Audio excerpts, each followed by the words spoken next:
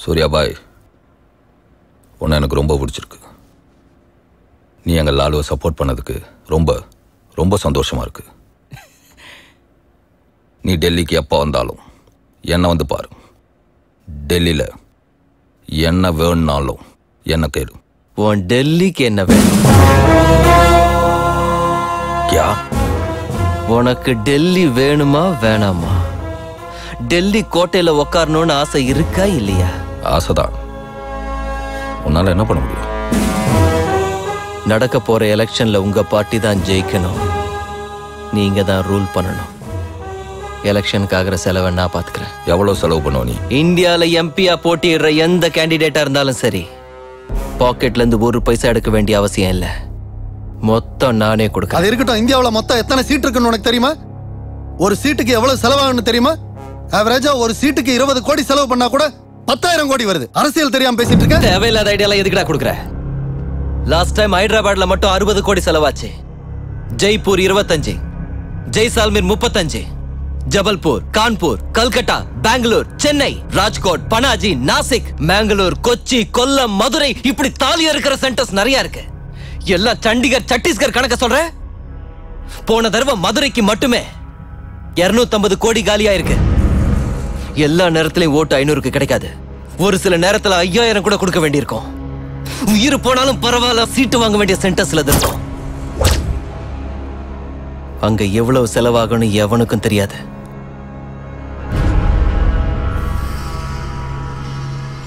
Sir, கட்சி சார்பா நீங்க எவ்வளவு கொடுப்பீங்க சார்?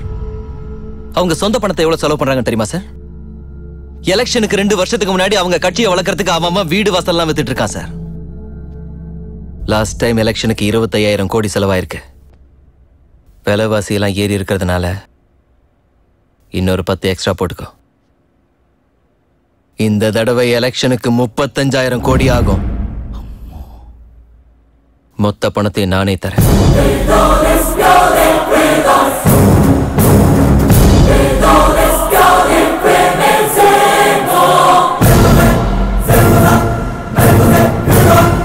உங்க இன்ஃப்ளூயன்ஸை வச்சு எலெக்ஷன் டைம்ல எனக்கு 15 ஹெலிகாப்டர்ஸ் கொடுங்க. ஹெலிகாப்டர்லாம் எதுக்கு? பணத்தை அனுப்புறதுக்கு சொட்ட மாட்டையா?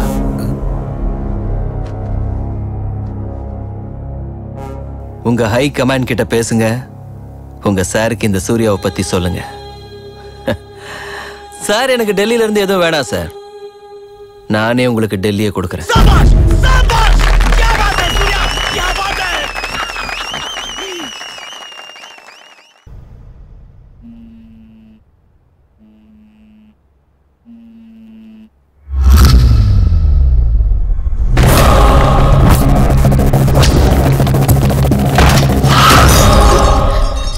உங்க அப்பா எங்க? இங்க எதுக்கு வந்த? உங்க அப்பா எங்க? எங்க அப்பா வந்து கேக்குற?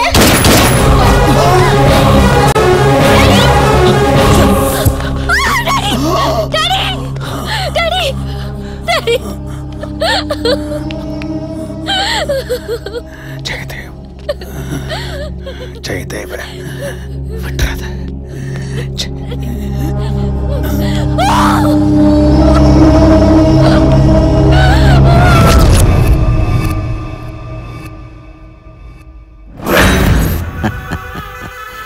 கோகுலேவும் கமிஷனரும் போய் சேர்ந்துட்டானுங்க. எலெக்ஷனுக்கு முன்னால் அந்த சூர்யாவையும் தூக்கிட்டா நிம்மதியாக நான் பிரதமர் பதவியை ஏற்றுக்குவேன். காரைக்குடியில் பிறந்த ஜெயதேவ் பாரத நாட்டின் 14வது பிரதம மந்திரி, பிரைம் மினிஸ்டர் ஆஃப் இந்தியா.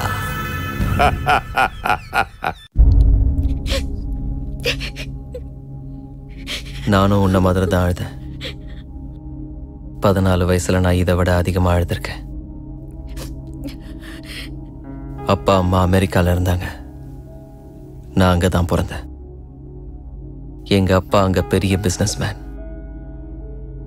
பிசினஸ்ல சம்பாதிச்ச பணத்தை எடுத்துக்கிட்டு தான் பிறந்த ஊருக்கு ஏதாவது செய்யணும்னு வந்தாரு. அங்க ஒரு லோக்கல் லீடரை சந்திச்சாரு. அவன் பேரு ஜெயதேவ். ட்ரஸ்ட் ஓபன் பண்ணலான்னு எங்க அம்மா அப்பாவை நம்ப வச்சு பணத்தை ஏமாத்தி மனசாட்சி இல்லாம கொன்னுட்டான். ஈவரக்கம் இல்லாம கழுத்தறுத்து கொன்னுட்டாங்க.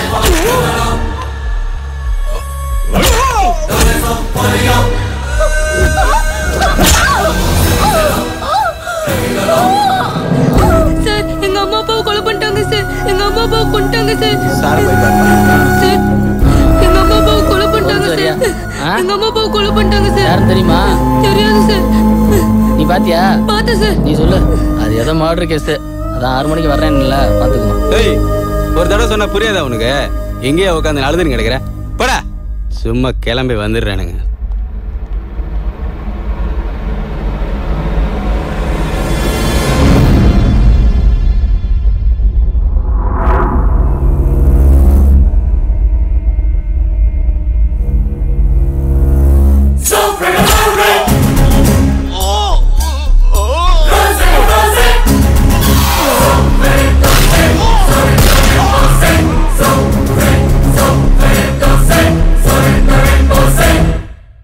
இதுக்காகவா எங்க அம்மா அப்பா எல்லாத்தையும் விட்டுட்டு வந்தாங்கன்னு தோணுச்சு.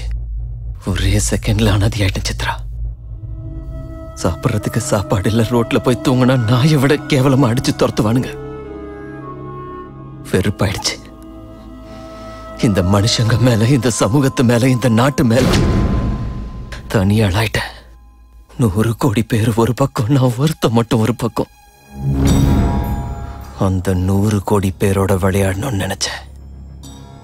அதனாலதான் நான் மனுஷங்களை தெரிஞ்சுக்கிட்டேன், சுயநலன்னா என்னன்னு புரிஞ்சுக்கிட்டேன்.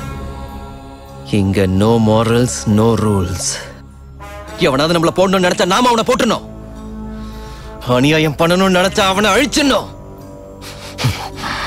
கண்ணுக்கு தெரிஞ்சான்னா அந்த கடவுளை கூட போட்டு தள்ளிடுவேன்.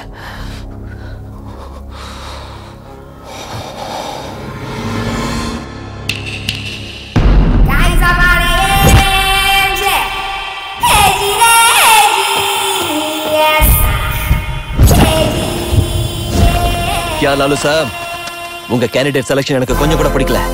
Raipur Banerjee waste fellow. சிதம்பரம் அன்பு எதுக்கும் லாய்க்கு இல்ல. நோட் பண்ணு, நோட் பண்ணு, நோட் பண்ணு, நோட் பண்ணு. பென்னு. அனந்த்பூர், பொக்காரோ, ராஞ்சி, பாட்னா, உடுப்பி, தேனி, இந்த கேண்டிடேட்ஸ் எல்லாரையும் மாத்தணும். நல்லால பார்த்து நிக்க வை. கேரக்டர் சரியில்லாத ஆளை நம்பி இவ்வளவு பணத்தை எப்படி செலவு பண்றது? வந்து சேர்ந்து கணக்கு பாரு.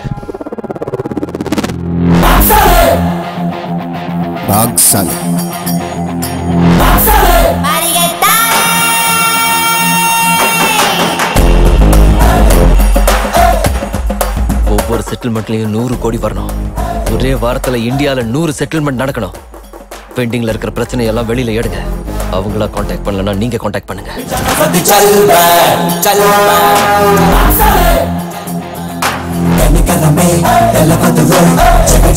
எவ்வளவு முடியுமோ அவ்வளவு கலெக்ட் பண்ணுங்க. நமக்கு அதிகம் வேண்டாம். 35,000 கோடி இருந்தா போதும். பரம்பூர்ல நிக்கிற ஆப்போனன்ட் கேண்டிடேட் பஹுத் பவர்ஃபுல். சூர்யா கிட்ட பேசு. அவன் எலெக்ஷன்ல நிக்க கூடாது.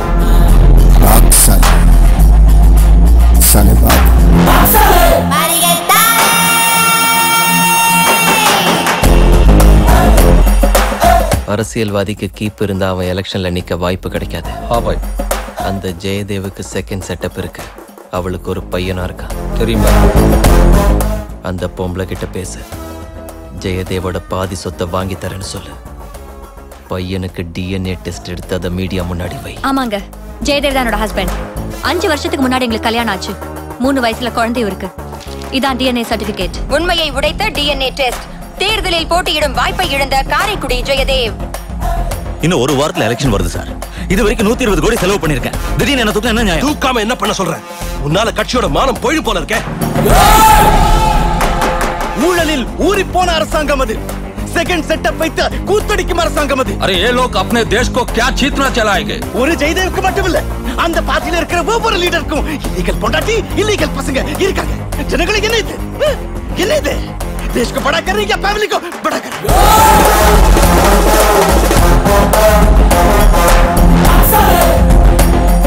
ये मेरा अड्डा है तो हज ज़रा साले।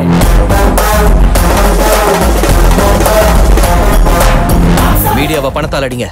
மொத்தம் 75 சேனல்ஸ் இருக்கு. நியூஸ் ரிப்போர்ட்டர்ல இருந்து நியூஸ் ரீடர் வரைக்கும் எல்லாருக்கும் காரை கிஃப்டா கொடுத்துருங்க. எல்லா சேனல்ஸ்லயும் எல்லா நியூஸ் பேப்பர்லயும் நம்மள பத்தி நியூஸ் பாசிட்டிவா வரணும். கடந்த ஆட்சியால் ஏமாற்றம் அடைந்த மக்கள் கோவிந்த் பட்டேல் கட்சிக்கு சாதகமாக உள்ளனர். எக்ஸிட் போல் சர்வே கூட நமக்கு தான் ஃபேவரா இருக்கணும். सर्वे के हिसाब से ये पार्टी को हंसी प्रतीक्षा मतदार हुए हैं. எனக்கு எந்த மாதிரி ப்ரோகிராம்ஸ் வேணும்னா நம்ம கட்சி பவர் என்னன்னு எல்லாருக்குமே தெரியணும். வெற்றி நமக்கு தான். நாம தான் ஜெயிக்க போறோம். நம்ம ஆட்சி வர போகுது. ஏய் 5 நாளைக்கு முன்னால கொடுத்தா குடிச்சிட்டு மறந்துடுவானுங்க. முன்னாடி நாள் ராத்திரி தான் கொடுக்கணும்.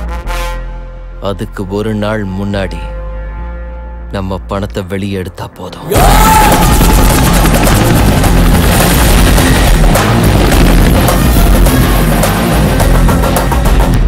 எல்லாரும் சொல்லுவாங்க பணம் நிரந்தரம் கிடையாது, மனுஷங்க தான் நிரந்தரம்னு. இங்க மனுஷங்க தான் செத்து போறாங்களே தவிர கரன்சிக்கு சாவே இல்ல. ஒண்ணு பண்ணுங்க, இந்த மனுஷங்க போய் சேர்றதுக்குள்ள பணத்தை கொண்டு போய் சேர்த்துருங்க.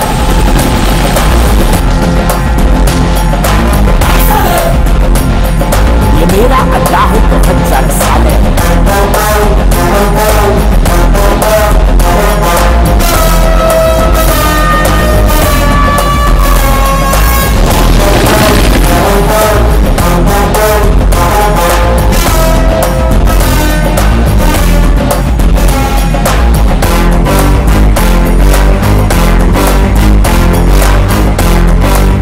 எங்க ஓகே நான் பாத்துக்கிறேன். வை நசீர். ஜி பாய். புவனகிரியில கல்ல ஓட்டு போடுறாங்களா? நம்ம ஆளுங்களை பாத்துக்க சொல்லு.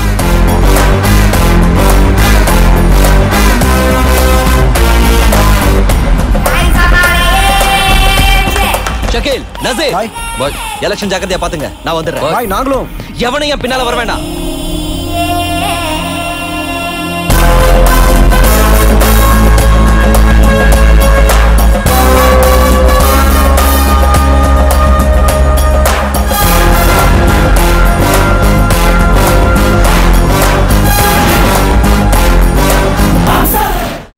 அவ்வளவுதான் காட்ட முடியும், அதுக்கு மேல காட்ட முடியாது. மத்த கம்பெனிகள் காட்டலாம், ஆனா எங்க கம்பெனி காட்டாது.